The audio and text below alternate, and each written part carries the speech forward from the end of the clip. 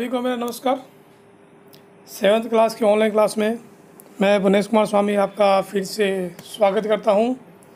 जैसा कि आप सभी जानते हैं कि हमारा पार्ट नंबर 4 ऊष्मा अभी चल रहा है, जिसके 2 वीडियो मैं पूर्व में आपको भेज चुका हूं। पिछले वीडियो में हमने ताप मापने के लिए तापमापी का अध्ययन किया था। इस तापमापी की हमने संरचना देखी थी। डॉक्टरी तापमापी के बारे में हमने अध्ययन किया था, ये कैसे हमारे बॉडी का टेम्परेचर नापता है, और हमने नापने की विधि भी समझी थी। कुछ सावधानी भी हमने इसके अंदर देखी थी। आज हम दूसरे प्रकार के तापमापी, प्रयोगशाला तापमापी के बारे में आज चर्चा करते हैं। प्रयोगशाला तापमापी और डॉक्टरी तापमापी में अंतर होता है, क्योंकि डॉक्टरी तापमापी जो है वो केवल हमारे शरीर का ताप ही नोट करता है, और अन्य वस्तुओं का ताप ज्ञात करने के लिए हमको प्रयोगशाला तापमापी का उपयोग करना पड़ता है। तो क्या होता है, इसकी संरचना हम देखते हैं। हम अनेक अन्य वस्तुओं के ताप कैसे ज्ञात करते हैं, इसके लिए अन्य तापमापी काम में लाते हैं। ऐसा ही एक तापमापी प्रयोगशाला तापमापी है। जैसे कि मैंने अभी आपको बताया कि सही शरीर का तापमान नोट करने के लिए डॉक्टरी तापमापी का यूज़ किया जाता है, और अन्य वस्तु का ताप ज्ञात करने के लिए हम प्रयोगशाला तापमापी का उपयोग करते हैं। आपके अध्यापक इस तापमापी को आपको दिखाएंगे। इसे ध्यान से देखिए। इससे मापे जा सकने वाले अधिकतम और न्यूनतम ताप को नोट कीजिए। ये देखिए चित्र में आपको दिखाई दे रहा है। ये आपको डॉक्टरी थर्मामीटर आपको प्रयोगशाला तापमापी आपको ये दिखाई दे रहा है। इसका जो परास है ये 10 डिग्री सेंटीग्रेड -10 डिग्री से 110 डिग्री सेंटीग्रेड तापमान होता है। ये देखो चित्र आपके सामने दिखा रहा हूँ मैं, ये रहा। ये जो थर्मामीटर है ये -10 से 110 डिग्री, ये देखिए आप ऊपर 110 डिग्री लिखा हुआ है। तो इतना तापमान ये आराम से नोट करता है। तो अन्य वस्तु का ताप ज्ञात करने के लिए हम इसी तापमापी का उपयोग करेंगे। अब इसका यूज़ क्या है, कैसे काम करता है, क्या इसकी संरचना है, उसके बारे में देखते हैं। जैसे आपने डॉक्टरी थर्मामीटर में किया था, ठीक उसी प्रकार इस तापमापी के भी किसी एक सबसे छोटे भाग द्वारा दर्शाए जाने वाले ताप का मान ज्ञात कीजिए। हमने डॉक्टरी तापमापी से बॉडी का टेम्परेचर नोट किया था, उसी प्रकार से इसकी भी सबसे छोटे भाग को ताप ज्ञात करना है अपने को। तापमापी द्वारा दर्शाए गए ताप को ठीक ठीक पढ़ने के लिए आपको ताप के इस मान की आवश्यकता होगी। विभिन्न प्रयोजनों के लिए विभिन्न प्रकार के तापमापी, इसका प्रयोग करेंगे हम। विभिन्न प्रयोजनों के लिए विभिन्न प्रकार के जो तापमापी है उपयोग किया जाता है। मौसम की रिपोर्ट में दिए गए अधिकतम न्यूनतम तापों की जानकारी देने के लिए अधिकतम और न्यूनतम तापमापी का उपयोग किया जाता है। अखबारों के अंदर और न्यूज़ चैनल के अंदर हम कई बार देखते हैं, अखबारों के अंदर पढ़ते भी, ये डेली आता है कि दिन का अधिकतम तापमान इतना रहा और दिन का न्यूनतम तापमान इतना रहा।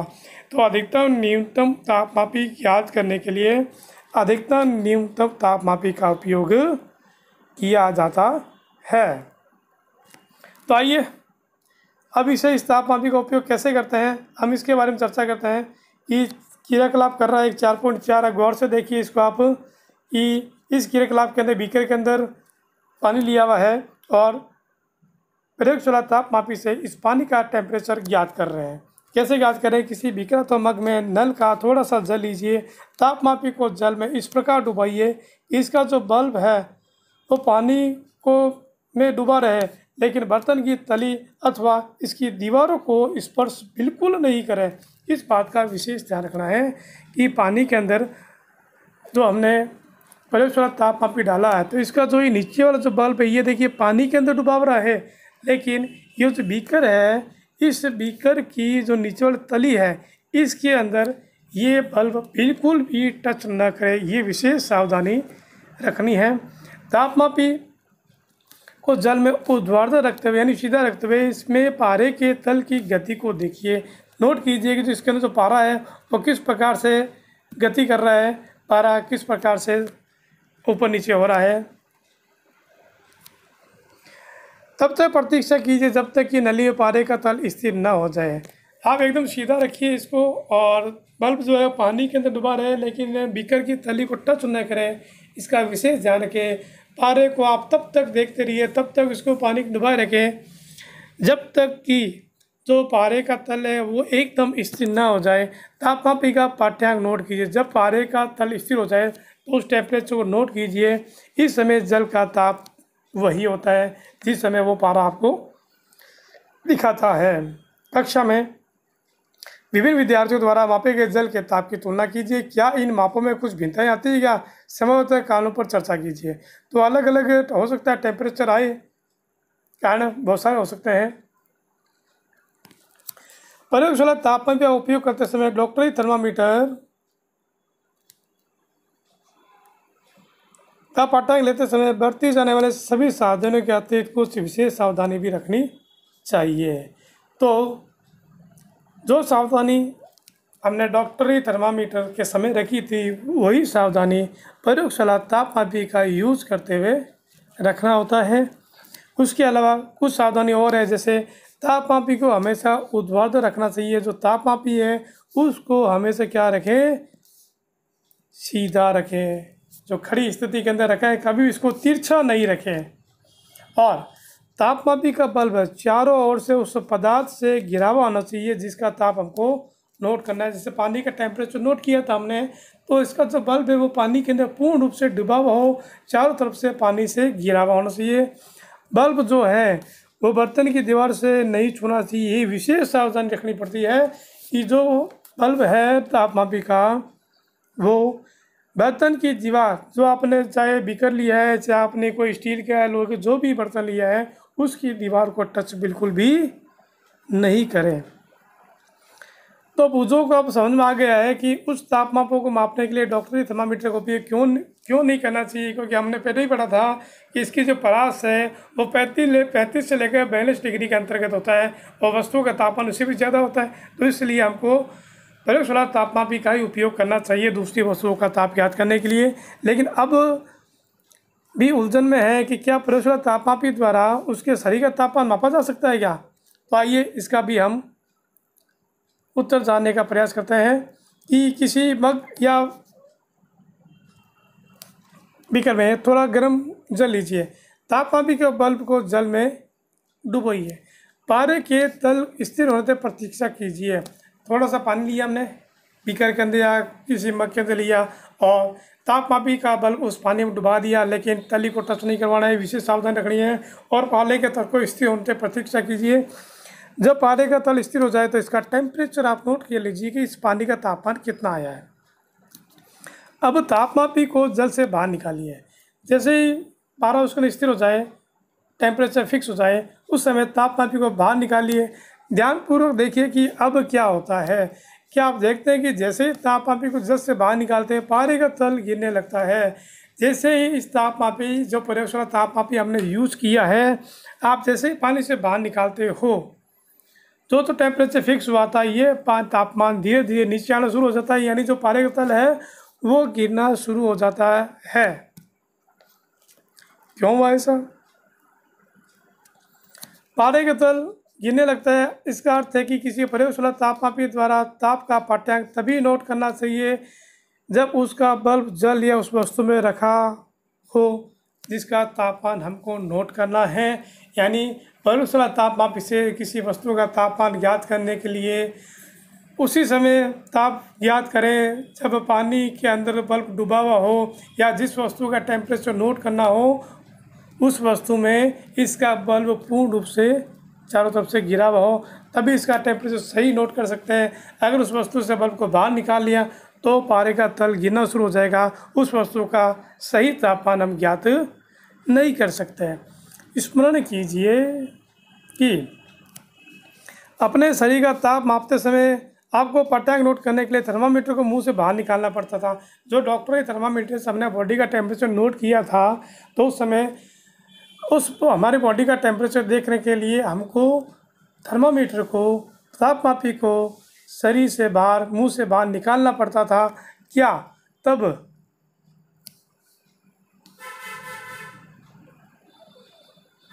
क्या आप प्रयोगशाला तापमापी को अपने शरीर का ताप मापने के लिए प्रयोग कर सकते हैं क्या?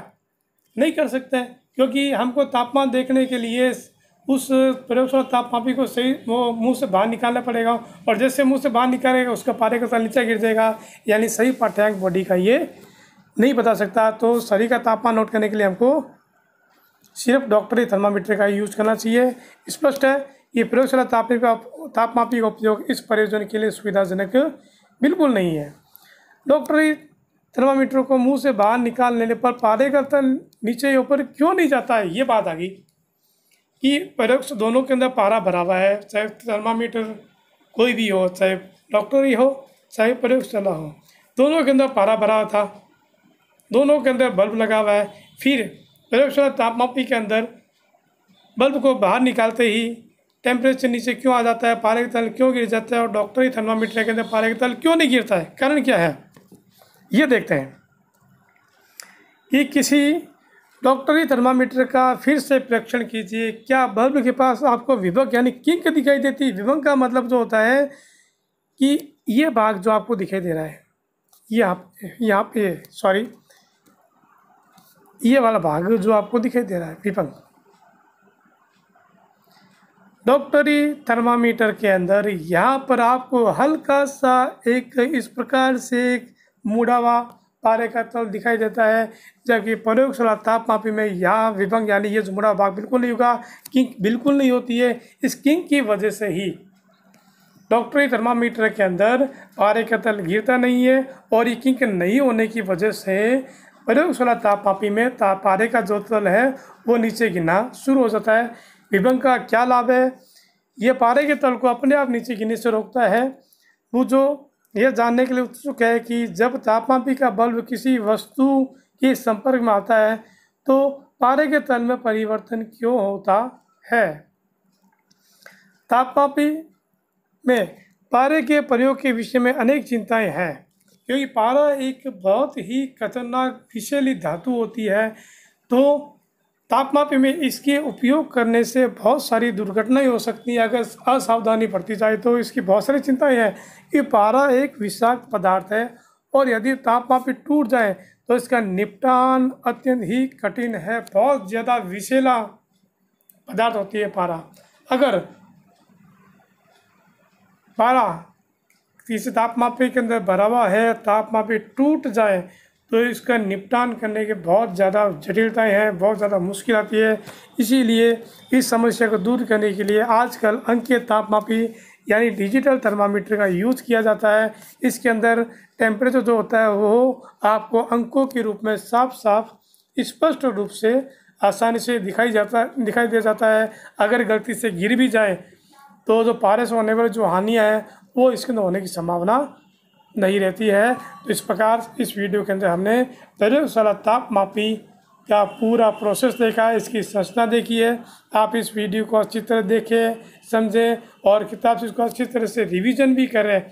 इससे संबंधित जो भी क्वेश्चंस आए हैं उसका भी आप हल करें, और वीडियो को ज़्यादा से ज़्यादा लाइक करें और वीडियो पर कमेंट ज़रूर करें। धन्यवाद।